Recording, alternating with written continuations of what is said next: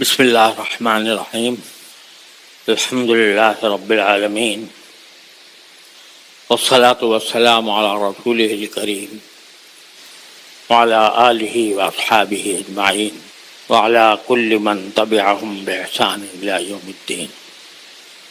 اما بعد، پچھلے جمعہ کو میں نے صبر کے بارے میں کچھ گزارشات پیش کی تھی کہ صبر ایسی چیز ہے جو قدم قدم پر ہمارے لیے ضروری ہے، اور صبر کا مطلب یہ ہے کہ جو ضروری کام ہے اس کام میں اگر سستی ہو رہی ہے تو اپنے اوپر زبردستی کر کے وہ ضروری کام کیا جائے۔ اور یہ چیز صرف دین میں نہیں، دنیا میں بھی ضروری ہے۔ بڑے سے بڑا ملحد، بے دین، آخرت کا تصور نہ رکھنے والا بھی اس پر مجبور ہے کہ جس کام کو وہ ضروری سمجھتا ہے اس میں اگر سستی آڑے آ رہی ہو تو وہ سستی کا مقابلہ کر کے اپنے اوپر زبردستی کر کے وہ کام کرتا ہے۔ جیسے ایک ملحد بے دین ہے مثلا، لیکن اسے اپنی زندگی گزارنے کے لیے ضرورت ہے پیسوں کی، اور پیسے کمانے کے لیے ضرورت ہے تجارت کی یا ملازمت کی۔ تو اب اگر وہ تجارت میں سستی کرے، سوتا رہے، تو نہ تجارت چلے گی نہ ملازمت چلے گی، لہذا اس کو بھی یہ کرنا پڑتا ہے، ضروری کام کی وجہ سے اپنے اوپر زبردستی کرنی پڑتی ہے۔ اور دین میں یہ ہے کہ جس چیز کو دین نے ضروری قرار دیا اس کام کو انجام دینے میں اگر سستی ہو رہی ہے تو اس کا مقابلہ کر کے آدمی وہ کام کرے، اس کے بغیر چارہ کار نہیں۔ دنیا میں بھی چارہ کار نہیں اور آخرت میں بھی چارہ کار نہیں۔ اسی طرح جو کام ناجائز اور غلط ہے، جس کو انسان ناجائز اور غلط سمجھتا ہے، اس سے بچنے کے لیے بھی اپنے اوپر زبردستی کرنی پڑتی ہے۔ دل چاہ رہا ہے مگر دل میں ساتھ ہی یہ بھی خیال ہے کہ جس چیز کو دل چاہ رہا ہے وہ بڑی خراب بات ہے، تو اگر کوئی شریف آدمی ہے تو وہ ضرور اپنی خواہش کو کچلے گا اور وہ اس کام سے بچے گا۔ اسی لیے حدیث میں فرمایا رسول کریم صلی اللہ علیہ وسلم نے کہ الکیس من دان نفسہ وعمل لما بعد الموت۔ الکیس، کیس عربی زبان میں کہتے ہیں ہوشیار آدمی۔ ایک تو ہوتا ہے عقل مند، عقل مند تو وہ ہے جس کے پاس عقل ہو، اور کیس یا کا میں ترجمہ کیا ہوشیار، یعنی وہ اپنے کام میں ماہر بھی ہو، اس کو کیس کہا جاتا ہے۔ اس کو ہم اردو میں ہوشیار بھی کہہ دیتے ہیں۔ ہوشیار شخص وہ ہے جو اپنے نفس کو قابو میں کرے، اپنے آپ کو قابو میں رکھے، وَعَمِلَ لِمَا بَعْدَ الْمَوْتِ، اور مرنے کے بعد جو زندگی آنے والی ہے اس کے لیے عمل کرے۔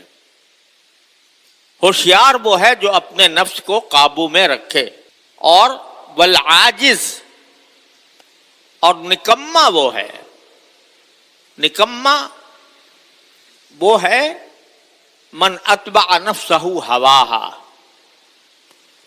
کہ اس نے اپنے آپ کو اپنی خواہشات کے پیچھے لگایا ہوا ہے، جو دل میں آ رہا ہے کیا جا رہا ہے۔ دل میں خواہش اچھی پیدا ہو رہی ہے تو وہ بھی کر رہا ہے، اگر بری پیدا ہو رہی ہے تو وہ بھی کر رہا ہے۔ چوری کو دل چاہ رہا ہے چوری کر رہا ہے، جھوٹ بولنے کو دل چاہ رہا ہے جھوٹ بول رہا ہے، ناجائز تعلقات قائم کرنے کا دل چاہ رہا ہے وہ کر رہا ہے۔ اپنے خواہشات کے پیچھے لگا ہوا ہے کہ جو خواہش دل میں پیدا ہوگی وہ کروں گا۔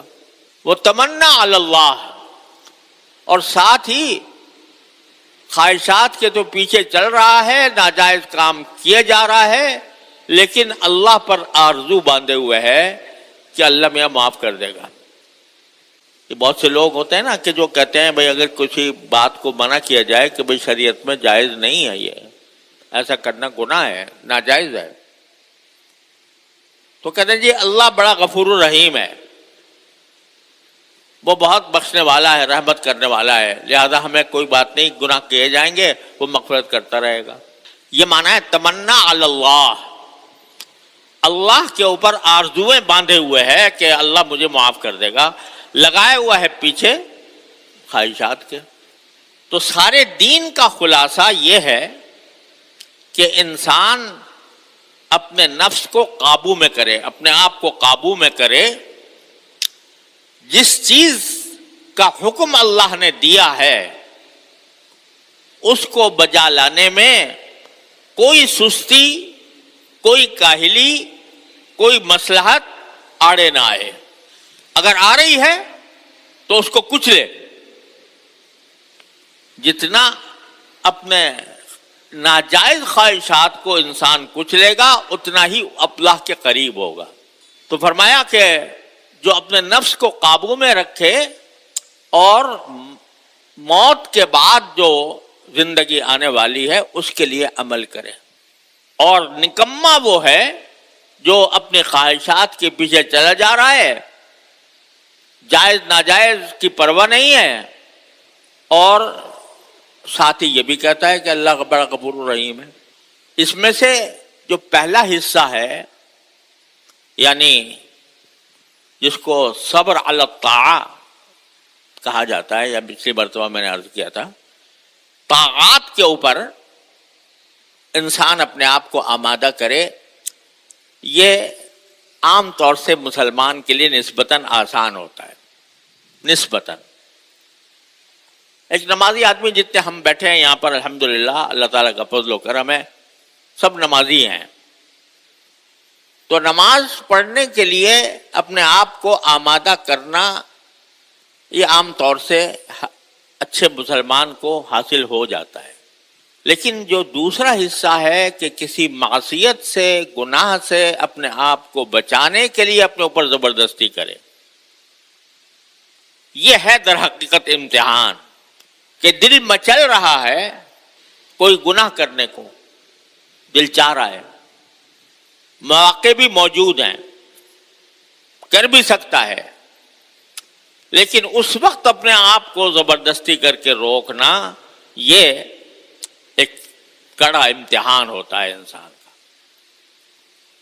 یہ بڑے بڑے نمازیوں، روزہ داروں، حج عمرے کرنے والوں کے لیے بھی یہ کام ہے جو در حقیقت انسان کے لیے خاص طور پر موجودہ ماحول میں دشوار ہوتا ہے. لیکن جو شخص اس دشوار گھاٹی سے ایک مرتبہ اپنے آپ کو گزار لے اور اللہ کی خاطر اپنے نفس کی خواہش کو ترک کر دے، اس کو کچل دے، تو وہ کامیاب ہو جاتا ہے اور اللہ تبارک و تعالیٰ کے نزدیک اللہ تعالیٰ کا مقرب بن جاتا ہے. میں ایک مثال سے ہم ذرا سمجھنے کی کوشش کریں. پہلے بھی کئی بار عرض کیا ہے کہ نگاہ کا فتنہ یہ بڑا خطرناک ہے. اس کو حدیث میں فرمایا گیا النظر سہم من سہام ابلیس، کہ النظر سہم من سہام ابلیس، دیکھنا جو ہے، نظر، یہ ابلیس کے تیروں میں سے ایک تیر ہے، شیطان کے تیروں میں سے ایک تیر ہے، جس کے ذریعے وہ لوگوں کو گھائل کرتا ہے. یہ فتنہ ہمارے دور میں، ہمارے ماحول میں ایسا بڑھ گیا ہے کہ اچھے خاصا بظاہر متقی پارسا انسان، پنج وقتہ نمازوں کا عادی، روزے رکھنے والا، حج عمرے کرنے والا، علم دین حاصل کرنے والا، علم دین پڑھانے والا، وہ بھی اس میں مبتلا ہو جاتا ہے. خاص طور سے آج کل کسی زمانے میں یہ ہوتا تھا کہ اگر کسی کو کوئی فحاشی، العیاذ باللہ فحاشی کا کوئی کام کرنا ہو تو چوری چھپے کرتا تھا، اور اس کے مواقع بھی اتنے زیادہ نہیں تھے. لیکن جب سے یہ موبائل سوشل میڈیا آیا ہے تو ہر شخص کی جیب میں پڑا ہوا ہے، اس کی خوابگاہ میں رکھا ہوا ہے، اور اس میں انسان کو گناہ پر آمادہ کرنے کے محرکات اتنے زیادہ ہیں کہ آدمی اچھا خاصا نمازی پرہیزگار بھی اس میں مبتلا ہو جاتا ہے. بس یہ ہے موقع جو اپنے اوپر زبردستی کرنے کا موقع،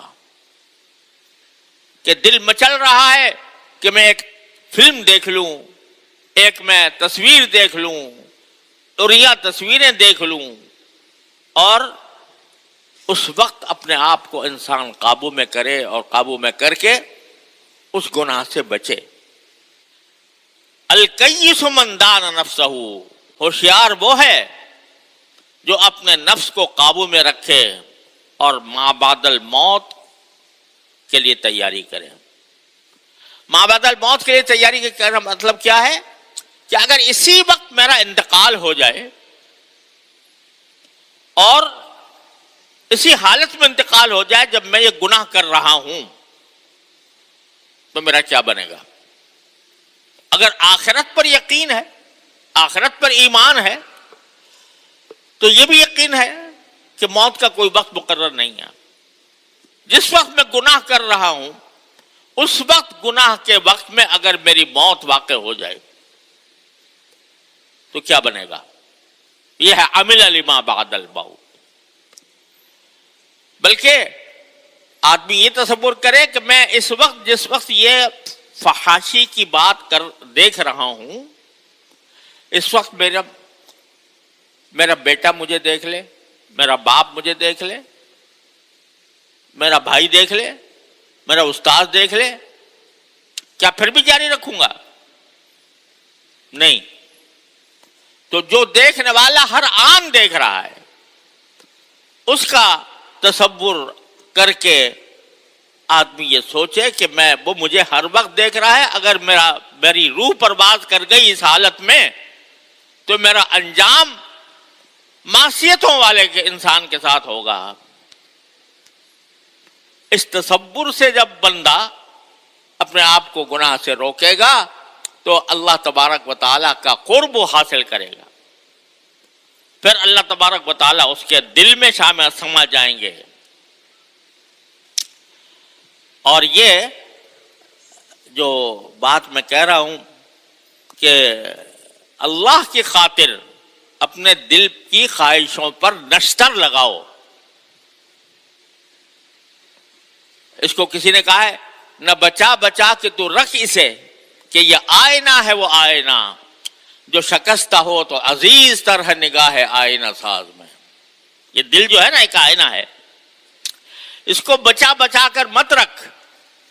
یعنی اس میں جو خواہشات پیدا ہو رہی ہیں ان خواہشات کو انجام دینے کے لیے اس کو آمادہ نہ کر، بلکہ اس کو توڑ. کیا توڑ؟